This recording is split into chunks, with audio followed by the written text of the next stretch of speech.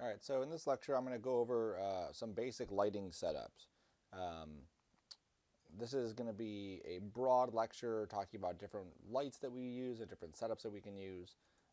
You have to take note of these and then obviously apply them when the situation fits. Lighting is not something that you would always have like a one-step solution for every single time. So all of the lights are under here, under this light here. There's light, spotlight, area light, and so on. We're not going to talk about the IES lights in this case. They're nice.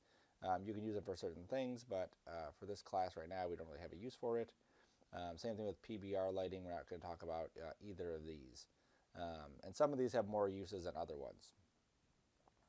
So we're going to first talk about some of the lights there.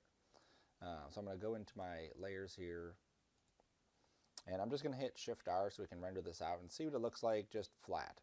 So this is what the scene looks like without any lighting at all. And by default, Cinema will give you a base light based on where you're looking. So as I spin around an object, I'll be able to see like, okay, this is what my object would look like, you know, with flat lighting. So the first thing I'm going to do is point lights. So I'm going to go down to my layers and just turn these on. So these are, point lights are these things here, and they are omni lights, which means that they emit in every direction. And I've just placed a couple of them. So there's one right here, and there's one right there. If I click on them, you can see where they're currently located. I'm going to hit Shift R again, and then we can see we have a little bit more lighting than we had before. So we had this before, and now we have that. And you can see with these lights, we're actually getting a highlight right here in this area and a highlight right there in that area. And we have this really dark shadow down there. By default, Cinema doesn't do any bounce lighting. So it definitely is something that we want to pay attention to. I'm going to also add in this other light. Now this is a directional light, or infinite light is what they call it. And the way that this one works is the position of it doesn't matter. It's all based on this direction. So wherever the start of this is, it's directing it in that direction. So it's kind of like an infinite light. And as it rotates around, it'll light up the objects differently. Now the idea with it is that that area that we had no light hitting it right there, we can kind of fake some of that lighting by hitting some of this there. All of our lights in our scenes have different properties. You'll see a lot of the same stuff over and over again. So things like the intensity, the coloring, using temperature, those are all things that all the lights will have. If I go in here to my light, I'm going to grab light 1, which is on the right side. Yes. Actually, I'll grab light dot 1. I'm going to say use temperature and then render this. And we'll see not a huge difference. Let's go and play with this coloring, and you can see that as I play with that coloring, it starts bringing it into the temperature. It starts bringing it into the orange range. As I pull it up, it'll bring it into the blue range. This has to deal with the actual like light temperatures of or color temperatures of lights. So if you're trying to emulate something outside, this is kind of like a good way to do that. Some other settings that we'll look at too. Here's the type of light. So if you make one light, you can always come back and change it to something else. So that's not an issue if you want to change it to one of the other ones. There's also shadows. So by default, none of the lights have shadows on them. So I'm just going to turn off shadows on all of these. And we'll see that there's no shadows. Here's a shadow coming in right there. Without shadows, we don't get any of that interaction. And it basically looks like each item is kind of lit up on their own versus this, where now they're kind of interacting with each other's lighting situation. There's 3 kinds of shadows: soft, ray trace hard, and area. If I go with hard, you'll see the light is very hard around there. There is a tab right here for adjusting the shadow, and you'll see some of these will have different options. So things like density, which is just how deep it is. See, it's a little bit lighter. Or you can give it a tint. So if I want to give this maybe a dark bluish tint, I can do that too. Hit OK, hit Shift R again.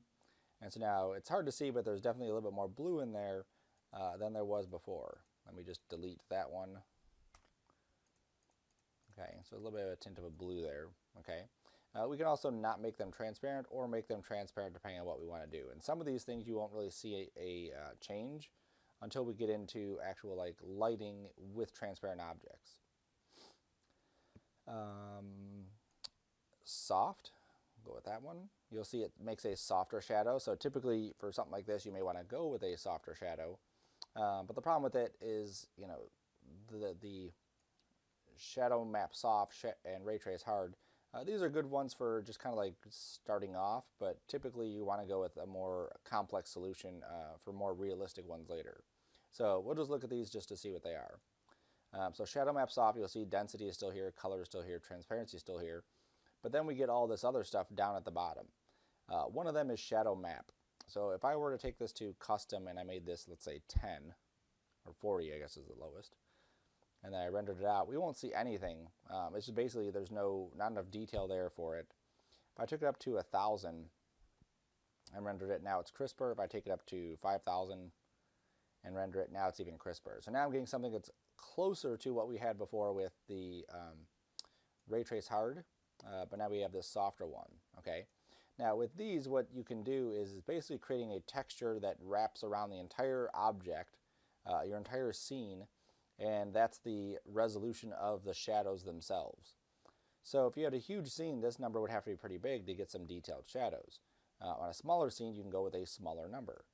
Now what's neat about this is that you can go to the sampling radius boost, and you can make this higher, and what that's going to do is it's going to, even though it's a higher resolution, soften these edges some more. Okay, so again, you have a kind of neat way that you can do it. I typically don't play with the other settings down here. You can look, those up to see, but typically that's all I would do. For soft shadows, I would just come and adjust my shadow map size, and then take this sampling radius boost and increase that number, and that'll give you, a little bit softer shadows. Other stuff we're not even going to look at in this case is photometric. We won't look at that, or caustics in this case. You can add noise to your surfaces. So if you wanted to add some noise to your lights so they weren't statically one solid color, you can do that. And this just kind of breaks up the surface so that you don't have these like perfect lights. Like sometimes you don't want that to happen. All of these have settings that very easily you can adjust and then see what happens. So right now it's on soft turbulence. I can set it to hard turbulence, and we'll get a little bit different setting. I can change the velocity of this. Oops, that's the speed. We won't see that happen. Change the brightness of this. I can change the contrast of it, take the brightness down some. And again, you'll start to see these kind of patterns inside there. So if I'm trying to do something that's not supposed to be a perfectly clean scene, this might be a way to do it, is just using this noise parameter. Okay. Not going to play with lens, but just, you can adjust some of these properties here inside there as well. All right, so back to general. Intensity, I kind of skipped over that one, but this is the brightness of the light. So if we want this light to be really bright, we can just crank that intensity up. Or obviously if we want to pull it down, we can pull the lighting down.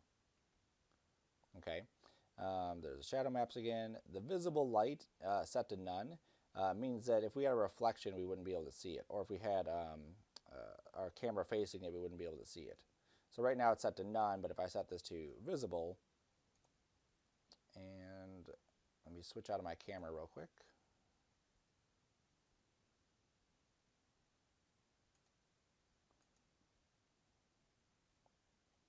Actually, let me make a new camera because I don't want to destroy the one that I have.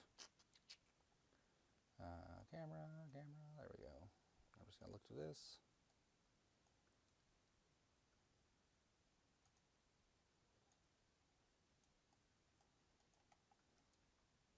There we go. And now I can see that light inside my scene. Okay. So obviously that's an important thing, because if we did have reflections on this, we'd actually see the reflection of that inside there.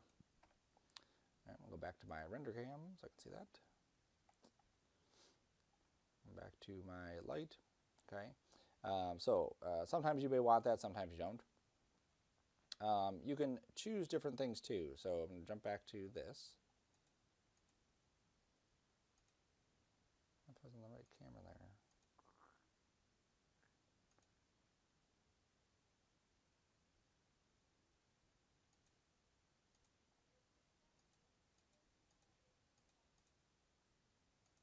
delete some of these other ones. I'm trying to see if I can get back to that camera I had. No, that's fine. I'm just going to jump to my render cam anyway.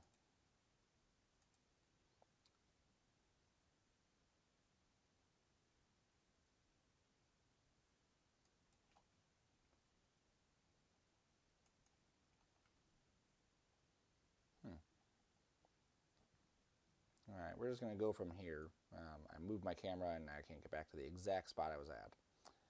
Okay, so let's just scoot this down a little bit like so. Back to my light. Okay, so some of these other things, no illumination. So if I turn that off, you guessed it, there's no illumination. Show illumination, if I turn that off, then we will not see the illumination, I believe, inside here. I don't know what that one does. I don't really play with that one. Don't worry about that, don't worry about that. These ones are important down here. So diffuse, specular, and GI. So if I hit diffuse off, you'll see that it's no longer lighting up that surface, but we still have a specular. If I turn off specular, now we get nothing basically from that light. Okay. Sometimes on your lights, you may not want a specular or you may not want the diffuse. So right now I have the diffuse, which is basically just the lighting, but I don't have that hard specular. Sometimes you have these like two competing highlights here and you may not want that. I may just want something to light up a part of it, but not give me that harsh specular, harsh bright spot. And then GI illumination is for globe illumination, which we'll talk about later in another video, or in this video, but later in the video. Okay, so those are the basic settings that you would play with. Okay, typically I'll come into the color and adjust the coloring. I'll adjust the intensity. You don't typically need to play with these too often, but you need to know where they're at. And then I'll play with the shadow to get the shadow to look the way I want the shadow to look. Okay, cool. And you'll see the directional light, or the what do they call it? Infinite light. Same settings. So there's no real big difference right here. So I'm going to turn that off. I'll go to my layers, turn off my point lights, and I'll turn on the spotlights. And the spotlights work like real spotlights work. You have a spot here, and this is the spotlight right there. And this target light is essentially a spotlight with a target, which I'll show as well. But this allows you to control what this is aiming at. So if you had, a light and you were controlling what it was pointing at, that would be how you would do it. Okay. Now, if I look at the lighting with this one, you'll see we get a totally different lighting setup. Here is the old one. Here is this one. You'll see we get much wider, spread out lighting. So let's take a look at some of the settings that we have inside of our spotlights. And you'll see overall, there's not a whole lot of difference in the spotlights themselves. Intensity is still there, type, shadow, all this stuff.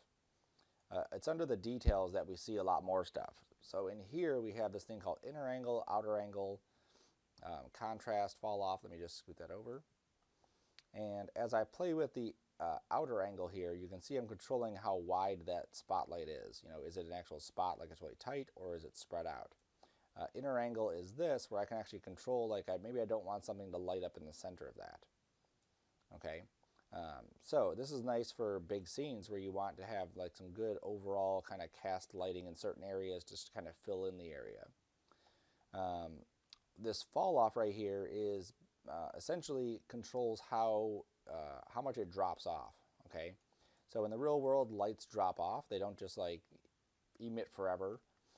So this basically says, okay, your light's going to be here. It's going to start dropping off the intensity. As you start doing that, I'm going to turn off this other light just by clicking that. As you start doing the drop off there, or the fall off, you'll see that some of the intensity kind of goes away. And then you have to jump back to your intensity here and just pull that up until you get the intensity back where you want it. Okay, so typically on your lights you will have some sort of fall off that happens, and then you can control how that happens. Okay. So visibility, we still have the same kind of stuff here. This is just visible stuff, don't worry about that. Shadows, we still have the same shadow stuff. Noise is still there. Okay, so pretty much the same thing. We're just getting different kinds of lighting with this spotlight. Let's go back to our layers, turn off spotlight, and then we'll turn on area lights. Now, area lights are where we're getting into more realistic lighting. Typically, lights have some sort of surface that they come off of. Okay, a point light is a simple dot in the middle of space. A spotlight is a dot that goes out, in that cone angle. But these actually have some sort of shape. They're square in this case.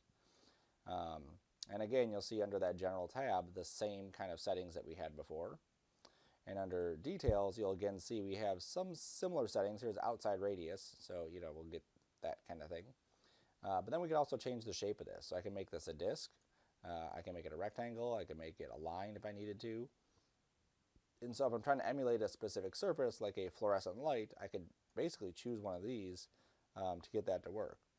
They even have an object here, and then I could drop an object into this object area, and then that would be my shape.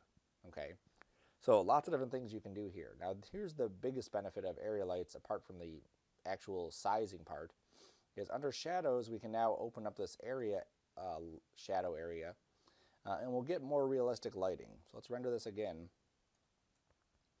And you'll see here's the before, here's the after. We're getting much softer, more subtler shadows or lighting. And then our shadows are also going to be a little bit more effective too. In order to really see this, I'm going to turn on my ground plane. Okay, so under my layers, I'm going to turn on ground. There we go. And you'll see how we get these nice shadows inside there. If I were to turn off my area lights, turn back on my spotlights and render, you'll see the shadows are just super soft. Like even at the bottom of this, we should see some shadows, but they're too soft. If I go to my point lights, I think I turned those off actually.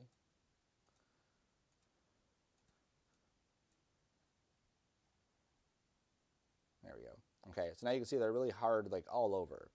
The way that lighting or shadows should happen is that they should be harsher right at the base of the object and then gradually drop off, which is what these do. They're very harsh here, that you can definitely see where it makes contact, and then it drops off into space. And that's what lights should do. So area lights are typically, like when I'm lighting a scene, I use area lights as much as I can. Now there is a downside to area lights in that if I were to render, actually I'm just going to hit Control R here, you'll see that there's a harsh line that we get anytime we have area lights where they stop and start.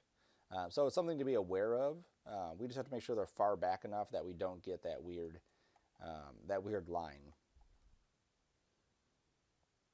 Okay. And then just so you can see it from this point of view, I'm going to turn on my spotlight. You can see what the shadows look like there. And then here's the point light. And again, you can see what those look like. Okay. As you do your lighting, obviously it's important to make sure you understand the different kinds and then be able to pick the right ones for the right situation. Now, a couple other ones. There's a sun. Okay, so one of these that you may want to use is like a sunlight. And here's the sun. And if I render it, that's what we get. Okay, now it's not fantastic, but just so you can see how the sun one works. Again, under that general tab, you get the same kind of setup that you would have before. In details, it's very limited in what we have in details. It really is in the sun parameter that you get the rest of the properties. Now you can actually set the time for this. Like this is the date, 2/28. This is the time, 12:53. And then this is the latitude and longitude. So this is basically getting the actual coordinates of where the sun is on February 28th, 2019. And this is MCC's latitude and longitude. And then if you want different, then obviously you can just punch in a different date. So let's say I went with May 28th. You can see the sun's in a different spot. We're getting more of a blue light. Now this might seem like silly, like why would you need something like this? But sometimes you would create a environment and you want it to look like the lighting at that time of the environment, and so you would do exactly that. Let's say I built a mountain and I want to make sure the mountain matched the lighting in the video that I shot. It wouldn't be a perfect match, but it would get me a little bit closer than just kind of starting with nothing. Okay, so sun is kind of a neat thing. And then there's also sky. So let's turn this one on. And we'll render, and we'll see we get this. Okay, now this doesn't look very impressive.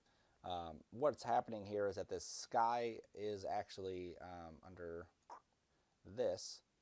I added this sky. Okay, so this isn't under the lights itself. This is under this thing and under sky.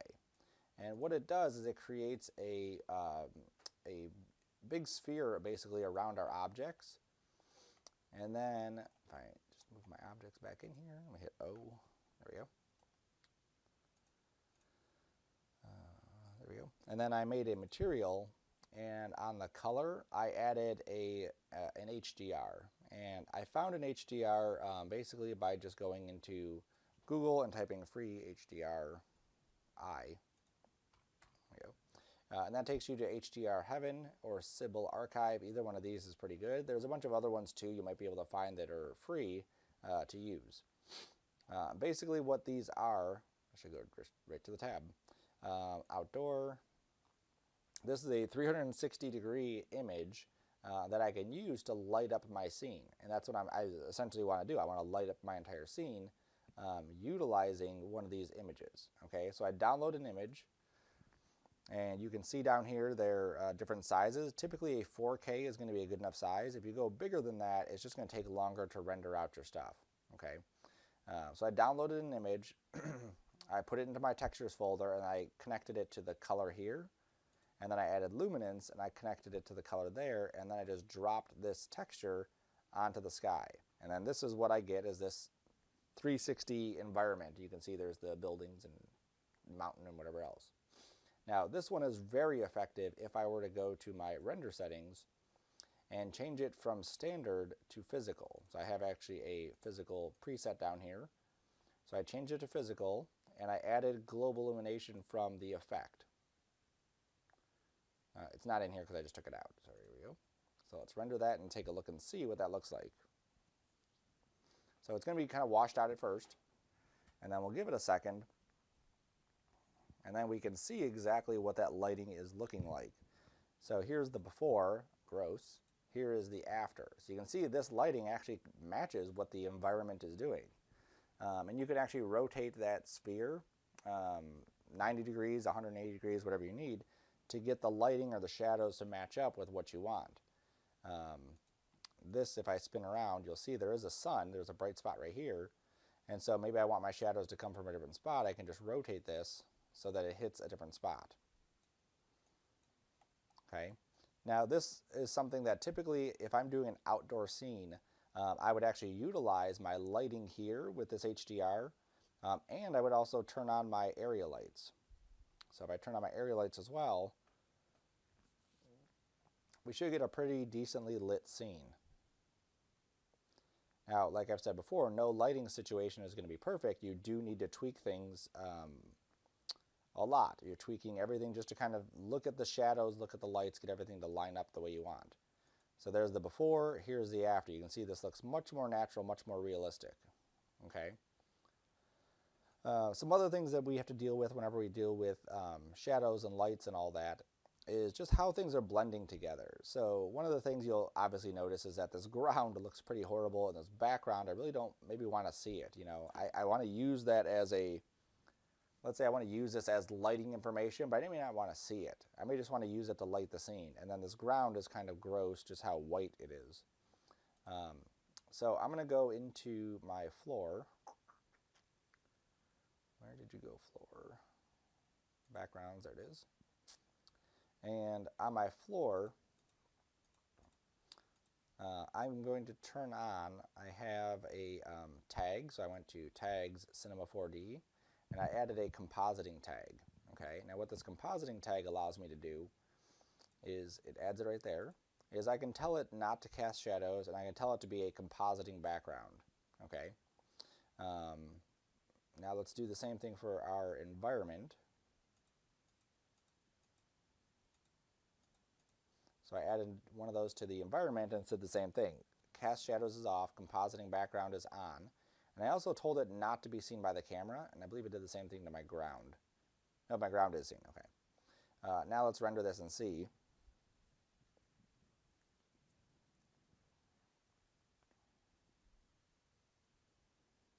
And so now we don't have that background, and we're getting a little bit subtler ground stuff happening there.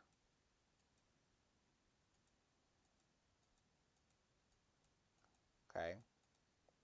I may not want that floor. Oh, I still have 2 of the floors there. Sorry, turn it all the way off. I'm getting some weird behavior with that. Let me just delete the old one there. Not a huge difference there. Let me double check and make sure. Cast shadows. Maybe I'll turn compositing background off. And I do have a material on the floor. I think it might just be maybe a bit too much. Let me just darken that some. Oops, too much. And the roughness is fine.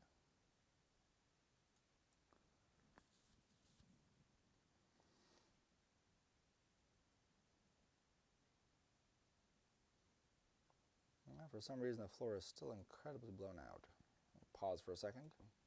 All right, so I just really had to darken the floor's color, so I was just picking up way too much of that light from above. Okay, so I just took the value of that ground and just really knocked it down. Okay, so you can really play with these settings to get, a nice little scene that works out for you. Okay, so those are typically the things that we would deal with inside of our lighting setup. Just so you can see, again, just the basic, the fundamentals of it. As you go into any project, you really have to look at what the end goal is, like what kind of lighting are you trying to get. And based on that will dictate how your lighting should be set up. If our scene was like an indoor scene like this, that's going to totally change how our lighting is going to work. That 360 HDR thing that we have, the sky, is not really going to do a whole lot with this cube here. Okay, we're still getting some stuff from the area lights, but that cube is no longer affecting us, or that sphere is no longer affecting it. So again, something that we have to pay attention to. If we were to go into here, let's say, and hit C, grab the face, and just start deleting some of these faces that we don't necessarily need, well, now we're actually going to be able to get some of that from the sky. So if we were to, let me just move this up so we don't see that corner. There we go.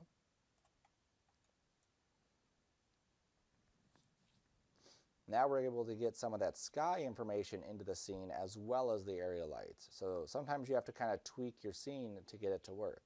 And the best way to do that is to really study photography lighting, video lighting, because it's essentially the same thing. We're just lighting objects in a 3D world, and we have a lot more control over our stuff. All right, so that's the nuts and bolts of lighting, and you'll see, as we get further into the class, different ways that we would light things up using those basic principles.